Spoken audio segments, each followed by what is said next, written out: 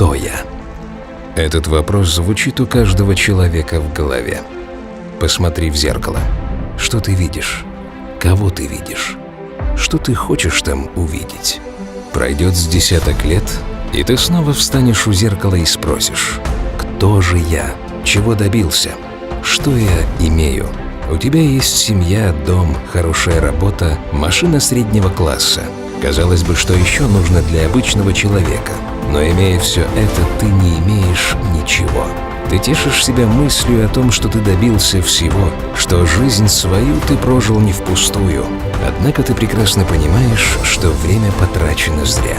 А что, если жизнь тебе преподносит шанс, и ты должен принять важное решение, от которого будут зависеть твое будущее, твоя жизнь, твое существование? Сделаешь ли ты правильный выбор? Сможешь ли побороть в себе то, что навязывается обществом из поколения в поколение? Ответ – можешь. Никто не обещает тебе легкий путь. Нужно ставить для себя цели для выполнения. Возможно, потребуется поставить все, что имеешь, и все, чего успел добиться. Абсолютно все.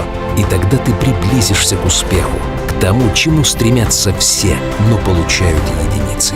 Будь таким, каким хочешь быть. Иди к цели, как можешь. Идти со всеми или по головам — решать тебе. Главное — иди. Развивайся, и ты добьешься желаемого результата. Не сомневайся ни на секунду в том, что ты делаешь. Не слушай никого, кто усомнился в правильности твоего пути. Ты победитель. Я стою перед зеркалом, смотрю себе в глаза и вижу, кто я.